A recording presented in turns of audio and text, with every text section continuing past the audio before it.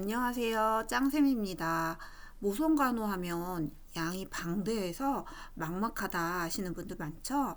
핵심만 뽑아서 정리해 보도록 할게요. 이번 시간에는 여자의 생식기와 호르몬, 태아의 발달 과정, 그리고 태아의 부속물들에 대해서 학습해 보도록 할게요. 첫 번째로 여자의 생식기와 호르몬에 대해서 학습해 보도록 할게요. 생식기에는 내부 생식기와 외부 생식기로 나눠질 수 있는데 내부 생식기는 난소, 난관, 자궁, 질 네 가지예요. 네 가지를 제외하면 다 외부 생식기가 되시는 거죠. 생식기에서는 출제 빈도는 난관에 대해서 많이 출제가 됐었어요. 수정이 일어나는 곳은 어디냐? 난관이죠. 자궁관 해주시면 되겠어요. 그러면 우리 착상이 일어나는 곳은 어디죠? 자궁이에요. 자궁. 자궁의 위치는 방광의 뒤에 위치하고 있고 직장의 앞에 있어요. 사이에 끼어 있는 형태라고 보시면 되겠죠. 월경 주기에 따라서 자궁 내막은 두꺼워졌다, 얇아졌다, 허물어지실 수 있죠. 임신 시에는 혈류가 증가돼서 부들부들해지는데 얘를 굿데일 징후라고 하시면 돼요. 산도의 역할을 하는 건 질이에요. 질에는 유산강균이 존재하고 산성을 유지해서 병원균의 방어를 하는 역할을 할 수 있죠. 임신 시에 혈류가 증가되면서 얘가 보라색을 띠는데 얘는 체두익 징후라고 해주시면 돼요. 당도 증가되면서 칸디다, 곰팡이균들이 많이 자랄 수 있어요.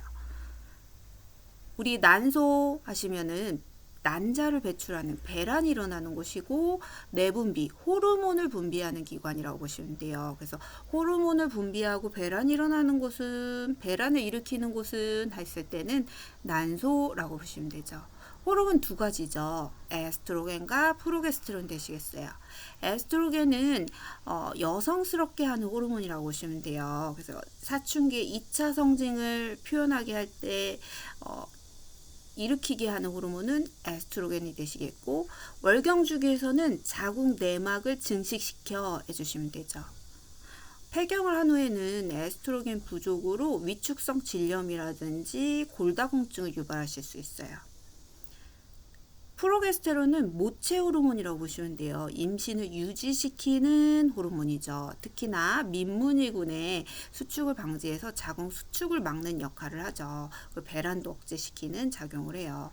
옆에 인접한 장기에도 영향을 줘서 변비를 일으키거나 위 배출을 좀 늦어지게 해서 속쓰림을 호소하는 것들, 임신 징후에서 나타나는 것들이 프로게스테론의 영향이라고 보시면 되겠어요. 배란에 대해서 살펴보도록 할게요. 배란은 호르몬의 작용으로 일어나실 수가 있는데 내하 수치에서 우선은 FSH가 분비가 돼야 돼요. FSH가 분비가 되면은 에스트로겐이 난소에서 분비가 되고 에스트로겐은 자궁 내막을 증식시키는 호르몬이라고 보시면 돼요. 그래서 자궁 내막 주기에서는 증식기에 해당이 되실 수가 있죠. 에스트로겐이 분비가 되면은 내하 수치에서는 LH를 분비를 하는데 LH가 갑자기 상승할 때 배란이 일어난다라고 보시면 돼요. 그러니까 에스트로겐이 난포를 성숙시켜서 터트리는 거죠. 난포가 터졌을 때 난자가 배출되는 현상, 얘를 배란이라고 하는 거죠. 터진 자리에는 그러면 지방이 차면서 황체를 만들 수가 있어요. 그 다음 황체에서는 프로게스테론이 분비가 되는데 프로게스테론은 자궁 내막을 유지시키는 작용을 하게 되죠. 그래서 임신을 하기 위해서 자궁 내막을 계속 두껍게 유지시키는 호르몬이라고 보시면 돼요. 근데 수정이 일어나지 않았을 때는 에스트로겐과 프로게스테론이 두 개 다 떨어지면서 자궁 내막이 허혈을 이끌게 되실 수가 있어요. 허혈을 하면서 월경이 일어나는 거죠. 그래서 에스트로겐과 프로게스테론이 둘 다 떨어진다 했을 때는 월경이 일어나 해주시면 돼요. 배란이 일어날 때는 에스트로겐이 상승하면서 LH, 황체 형성 호르몬이 급작스럽게 증가되실 수가 있겠어요. 그래서 배란 전까지 난소에서는 난포기와 황체기가 있고 자궁 내막에서는 월경기, 증식기, 분비기, 허혈기 이렇게 주기를 가지고 흐름이 나타나실 수 있어요. 난포가 성숙해서 터지는 걸 배란이라고 했죠. 배란이 일어날 때는 호르몬의 영향으로 에스트로겐과 LH가 상승하면서 이제 프로게스테론이 다시 상승하실 거예요. 이때 기초 체온이 약간 상승할 수 있어요. 0.5에서 1도씨까지 상승을 하고 자궁 경부에서는 수정이 일어날 수 있는 환경을 만들기 위해서 점액이 묽어지고 양도 많아지죠. 양치신물 모양으로 현미경으로 관찰했을 때 이파리 모양으로 이렇게 관찰되기도 해요.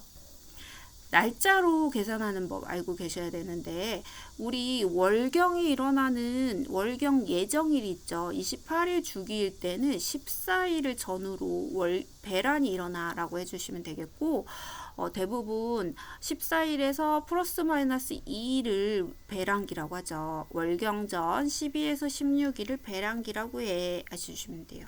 그럼 배란일 때 임신이 가능하긴 하죠. 근데 임신 가능한 날짜와 배란일은 동일하다 했을 때는 틀린 답이 되시는 거죠. 인체 내에 정자가 들어오게 되면 3일을 생존하기 때문에 임신 가능일은 월경전 12에서 19일이 임신 가능일이라고 보시면 돼요. 주기가 28일 주기가 아닌 사람도 있어요. 짧거나 길거나 반복되는 이제 불규칙적인 사람들은 6개월을 관찰했을 때 짧은 주기에다 마이너스 18, 긴 주기에 마이너스 11을 하면 배란일이 나오실 수가 있겠어요. 다음으로 태아 발달과 산전관리 스케줄에 대해서 살펴보도록 할게요. 수정이 일어난 후에 임신 기간 동안에 태아가 발달하는 시기라고 보시면 돼요. 수정 후에 15에서 8주까지를 이제 기관 발달과 외형이 형성되는 시기라고 보시면 돼요. 이때까지를 배아라고 해주시면 되고 8주 이후를 태아기라고 해주시면 돼요. 배아기 동안에는 환경적 요인에 의해서 기형 초래가 되게 가능성이 되게 높죠. 제일 먼저 생기는 신체 기관에서는 심장이 발달하실 수가 있고 12주에 성별이 가능하고 20주에는 태동이 느끼실 수 있어요. 24주에 폐포에서 계면활성제 생산을 시작하고 28주에는 얘가 조금 성숙되기 때문에 생존이 가능해요. 폐호흡을 가능하다라고 보시면 되겠죠. 자, 우리가 수정이 일어나는 곳은 난관이었죠. 착상까지 걸리는 시간은 7일이라고 보시면 돼요. 7일에 이제 자궁 내막에 착상을 하고 분화가 계속 일어나면서 이렇게 기관이 형성이 되는 형태라고 보시면 돼요. 산전관리 스케줄을 보시면은 임신 초기부터 7개월까지는 월에 한 번씩 검진을 해주시면 돼요. 그래서 4주에 한 번씩 검진한다 하시면 되겠죠.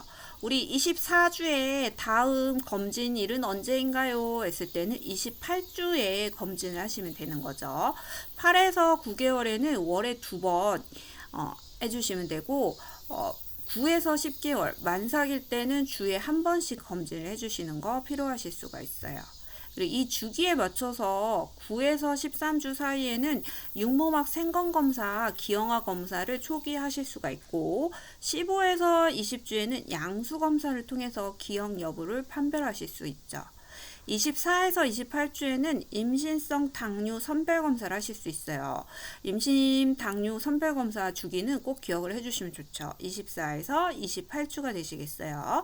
이렇게 산전관리를 하게 되는데 산전관리의 필수적인 검사 4가지가 있죠. 체중과 혈압, 소변검사, 태아의 심음을 확인하실 수가 있겠어요. 태아의 부속물에 대해서 살펴보도록 할게요. 가장 중요하게 보셔야 될 게 태반이라고 보시면 돼요. 태반 같은 경우는 역할이 되게 많은데 첫 번째가 폐와 같은 역할, 호흡의 역할을 하고 영양을 공급하는 역할, 노폐물 배설, 또 면역을 담당하기도 하고요. 외부로부터 유해한 물질들이 못 들어오게 하는 필터 역할, 보호하는 역할도 하고 호르몬도 분비를 하죠. 특히나 호르몬에서는 HCG, 육모 생식샘 자극 호르몬을 분비를 하기 때문에 임신을 한 후에 태반이 완성되는 3개월까지 HCG가 바로 검출이 되기 때문에 임신을 추정하실 수가 있죠. 그 밖에도 에스트로겐, 프로게스테론, 태반, 락토겐 이런 것들이 분비가 되실 수가 있겠어요.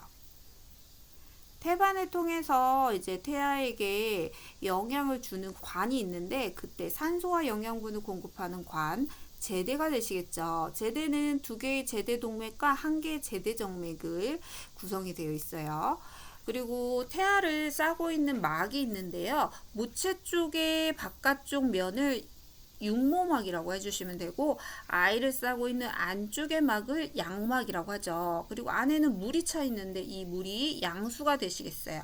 700에서 800cc 차지하고 있고, 소변같이 누런색의 이제 액체가 차 있는 형태이죠. 외부 자극으로부터 보호받거나 태아의 운동이 자유롭게 하거나 체온을 유지하고 유착 방지를 유지하는 작용을 해요.